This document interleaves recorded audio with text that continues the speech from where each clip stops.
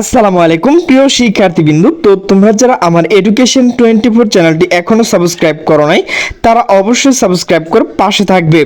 তো তোমরা যারা 2025 সালে এইচএসসি পরীক্ষা দিয়েছো, তো তোমাদের যাদের কাঙ্ক্ষিত ফলাফল আসে নাই, তো অনেকে কিন্তু ফেল করেছো। তো তোমরা বুট চ্যালেঞ্জ করেছো। তো তোমাদের যে বুট চ্যালেঞ্জের ফলাফল, তো সেটি কবে প্রকাশ করা হবে, তো সে বিষয়ে কিন্তু একটা নোটিশ প্রকাশ করা হয়েছে।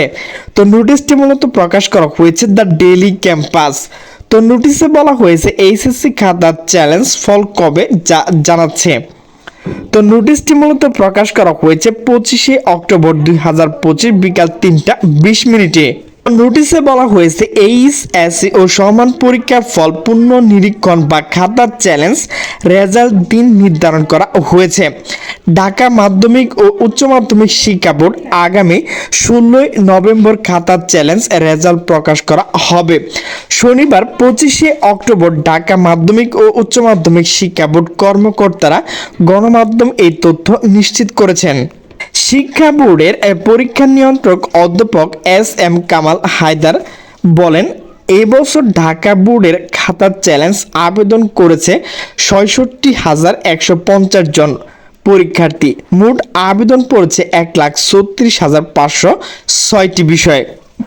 এর আগে গত ১৭ অক্টোবর থেকে শুরু হয়ে ফল পুনর্নিরীক্ষণ বা খাতার চ্যালেঞ্জ আবেদন শেষ হয় ২৩শে অক্টোবর। ঢাকা মাধ্যমিক ও উচ্চ মাধ্যমিক শিক্ষা বোর্ড এক বিজ্ঞপ্তিতে জানানো হয়, পুনর্নিরীক্ষণের আবেদন শুধু অনলাইনে করা যাবে। অন্যান্যবার এসএমএস এর মাধ্যমে এই সুযোগ ছিল। শিক্ষা বোর্ড, শিক্ষা মন্ত্রণালয় বা অন্য কোনো অফিসে সরাসরি আবেদন গ্রহণ করা হবে না। এই বছর 2025 খ্রিস্টাব্দে উচ্চ মাধ্যমিক সার্টিফিকেট, এইচএসসি ও সমান পরীক্ষার ফল 16 অক্টোবর প্রকাশ করা হয়েছে। এবার 11টি শিক্ষা বোর্ডের পাশের হার 58.83%। জিপিএ 5 পেয়েছে 69,097 জন শিক্ষার্থী। গতবার এইচএসসি ও সমান মোট পাশের হার ছিল 77.78%। এবার পাশ করেছে 18.44% এবং জিপিএ কমেছে 76,814।